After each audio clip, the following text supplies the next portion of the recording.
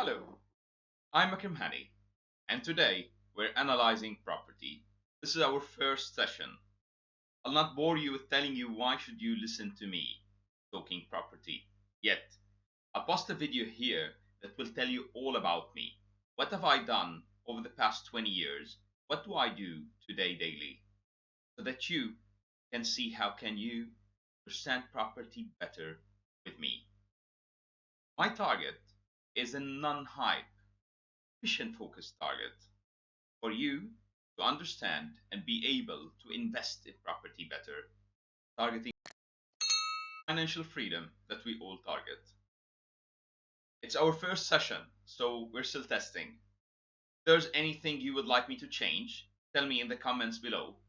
Show me your likes, subscribe so that you can get my future content. I'm sure it will help you in a way or other.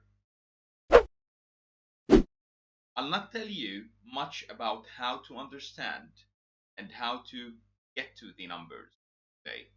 I'll show you the numbers and we'll analyze them together. However, I'll post another video here that will tell you all about getting to every one of those numbers. It's the cost of maintenance, if it's the kind of cash flow expected, if it's the other costs that are related to a property that today most of us do not account for, so that you can do it in a professional manner and you can get the numbers. Trust me, it's not so difficult. Buying, investing, and making money in property, the process makes so much sense. And I'm sure most of you can be very good at it. We'll start here. So the property I've selected today is a property in Palm Jumeirah, Dubai, Marina Residences specifically, and I've selected this because someone yesterday asked me to analyze it, and I get the question so often, please tell me if this is the right property to buy. I wanted to create a formula that is simple, that anyone can utilize to analyze a property. Regardless, if you want me to analyze a property you are looking at buying, feel free to get in touch with me as well.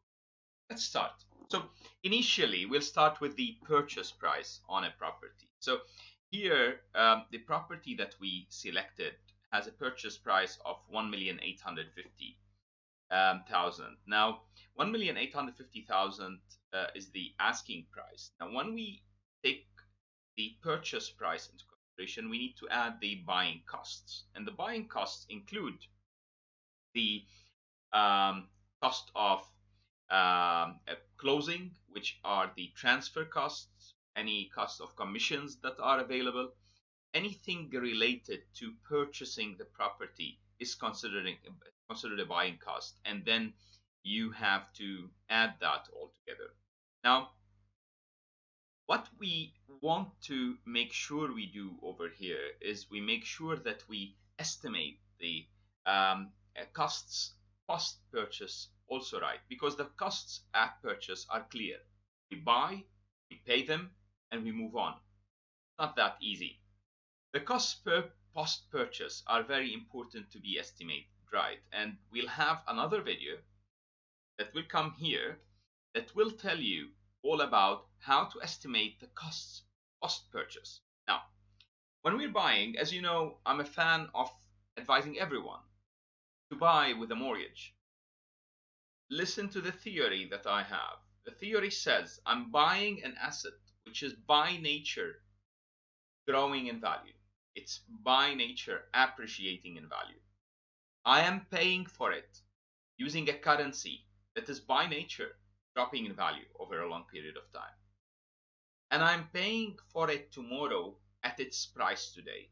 Now, if somebody would tell me, however, there's a cost of or too many costs related to insurance and life insurance here, I say an alternative property insurance sometimes with some banks, the cost of interest, all of this or all of those are costs that are added because I got a mortgage. I would tell him those are much cheaper than the inflation usually, And here I don't want to go to the idea that you get this money out and then you use it for something else, and that thing is paying for your mortgage. I don't want to go that complex. I want to take it very simple.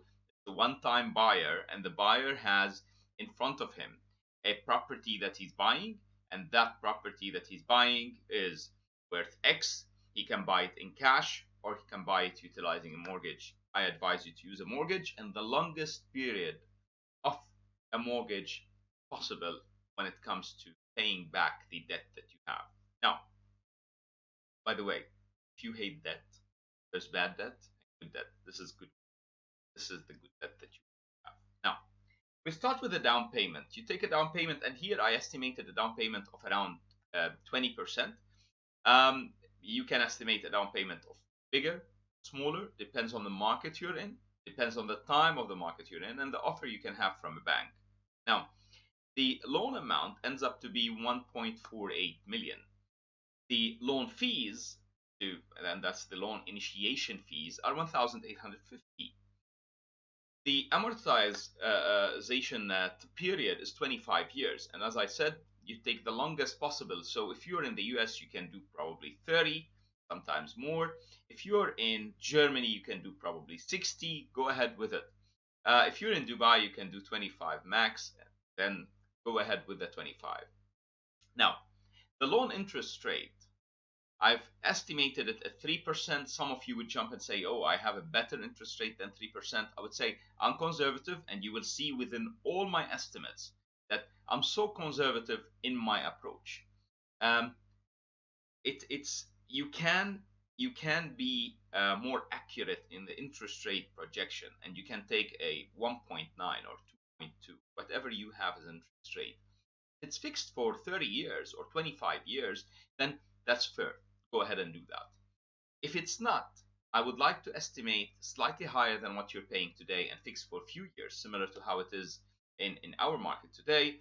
And then this will be escalated for you to be able to afford that escalation in your estimates. That should be taken into consideration. So the monthly payment is 7,018, and that 7,000 is paid from the revenue that we create. Now, in this property, the only revenue is a rent of the property itself. There's no other revenues that are related to the property. Sometimes there's revenues related, especially when you have a commercial rent. You have revenues that could be from advertisement space that you have. You can have revenues from additional parkings, even residential. Sometimes you have very small revenues from additional parkings that you have. Here you don't. It's pure rental property, and you get only a rent as a revenue. Now, the expenses, and here we'll have a different video that talks about expenses and why would you incur those expenses, and the video will be posted here. The main important thing is that first you insure your property, and I know that 80% of people do not insure. Now, some of you believe that I have insurance that I acquired with the mortgage. I would tell you that that insurance is not a comprehensive enough insurance. It covers generally total loss from very specific. You want a proper insurance. It covers, God forbid, you had a leak in your property. It affected your neighbors' furniture, as well as it affected your flooring and the cabinets, and that would cost 20,000-30,000.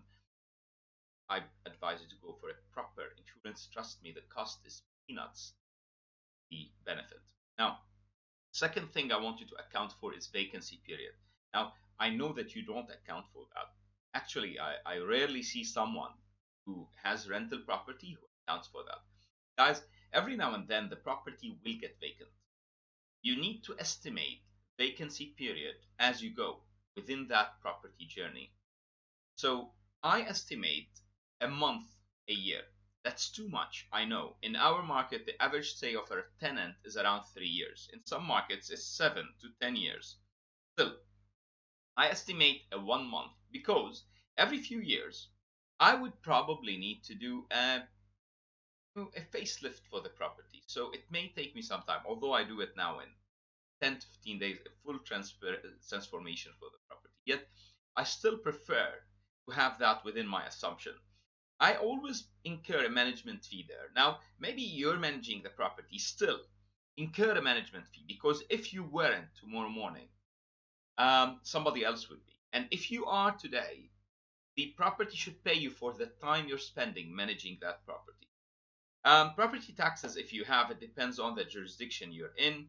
Homeowners association fees, which are the service charges. Again, within the video that we'll post here about costs, I will include a specific portion about why homeowners association and what's the components of a service charge, so that you understand what are you paying for and how are you paying it, and you understand how to properly calculate for that payment you're taking forward.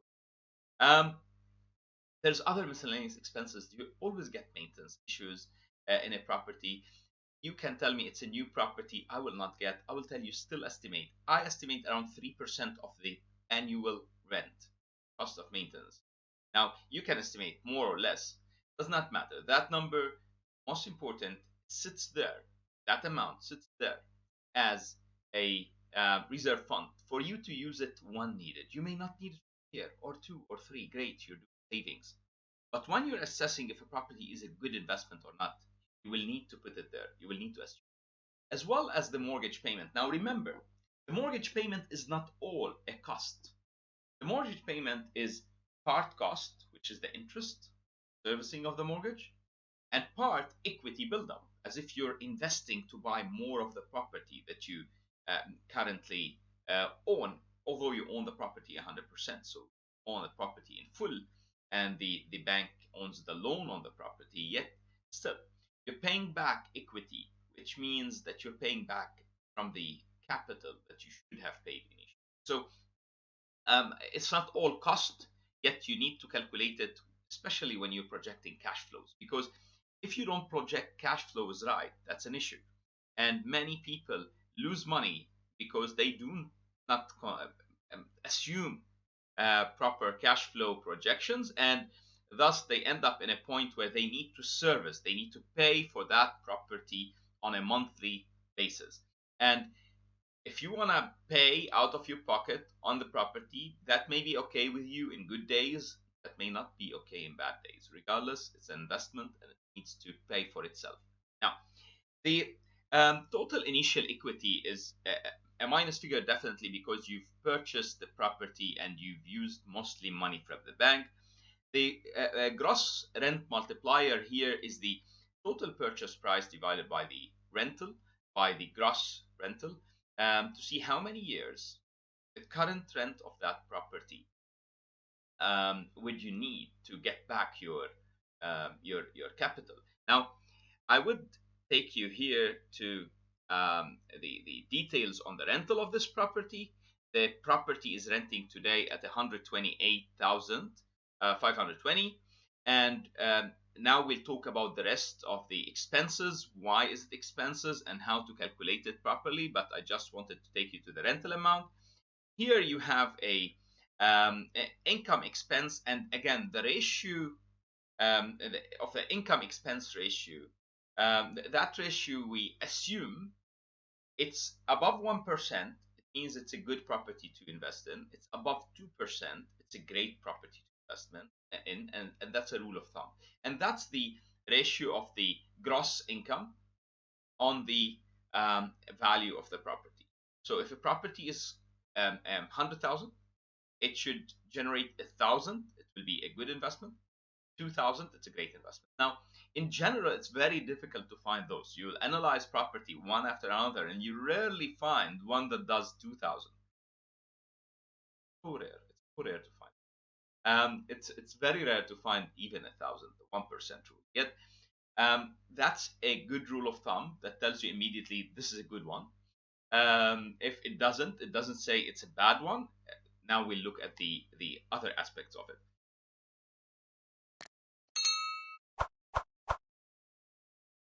The debt coverage ratio is the amount of rent that is incoming and the ratio of that on the costs, on the debt coverage. Okay, And that's also important because it tells you in general if you're cash flowing positive or negative on a property. Now, the monthly income on property, as we said here, is around 10,500.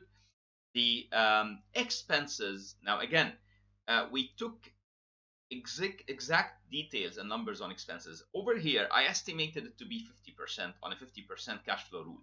Now, should you estimate as 50% or calculated one by one? I will help you going forward in sessions to tell you how to calculate the specific level of expenditure. Yet today, I will give you the 50% because it will make it easier and the majority of you can go by the 50% rule. So you assume that 50% of all the gross revenue is costs, and then you take out the net revenue, which is the other 50%. Again, that's excessive most of the time, but assume that and you'll be safe. Now, on this property, using the 50% rule, you will end up the minus negative cash flow. Now, the negative cash flow is very little, yet it's still a negative cash flow. So when we look at a property, I prefer to see a positive cash flowing property. Now, here, I'll show you an analysis that gives you more details about what is this property gonna do the coming few years. We assumed that the growth of expenses is 2% a year. We assume that the growth of income is 2% a year. We assume that the growth of property value is 4% a year. Now, you tell me, why didn't you assume expenses and income grow by the same level as the property value?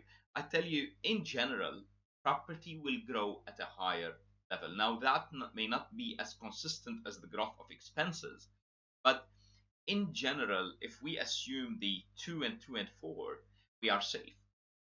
Now, over here, we assume the cash flow, the income, the expenses, thus the cash flow. We assume the cash on cash ROI, which is very important. It's I call it ROE. It's the return on equity, return on the amount you've invested initially. The property value, the equity you have in the property, the loan balance, because with time, the loan balance will reduce. We estimated also the total profit is sold, and here it's based on the 4%, which is not a major metric, but I would put that there. And the annualized total return year 1, year 2, year 3. In general, you'll start usually with less cash flow in, and then it will grow, and less profitability, annualized return, and then it will grow. Now, let me show you the graphs of what would those do. If you start, and here is our starting point, you will see that the cash flow is low. You will see that the income and the expenses are slightly higher than income when you start, and then it moves in line, and then the income grows beyond that. The whole idea is, if you look at this, it will show you, at this graph, it will show you exactly the mode of wealth creation you'll be doing. With time, your expenses are becoming insignificant compared to your returns. And with time, your cash flow is growing significantly. And your cash flow, guys, will help you with compounding. And compounding is one of the secrets of wealth creation. The very well-known secrets, not so a secret. It's regarded as one of the main ways to wealth create. Now, on the loan with time will get smaller, or the left of, until it stops being there. Now, here on the other screen, on the other graph, I would want to show you the loan payoff mode and how much will there be left usually with time. Not from equity, from the costs, the interest on the loan. As you see, when you start, the loan payoff, the interest cost on it is approximately higher than the equity, and in general, it's in line with the property value. With time, property value will get higher. and the loan interest cost will get lower because you're buying new equity every time you pay a payment. So eventually you'll have no loan, so much cash flow. I want you to look at the graph and visualize that as your future cash flow and income from a property. Now, guys, in a blink, this property is with a negative cash flow, at least for the first year. Now, I would give you a simple way to do this, as they say, on back of an envelope. So you don't need to assume the property value growth within a property purchase and the cash flow projections. You can remove it. You don't need to assume the other income and expenses growth. You would just need to assume the costs, the HOA costs and the other costs, the cost of total mortgage payback. Why? Because very important to assume the total payback of the mortgage, the total monthly cost, so that you would understand how much is this property cash flowing. And then for you to see the return on your equity, you will remove the equity payback and the equity buildup, and you will take the rest as an estimate.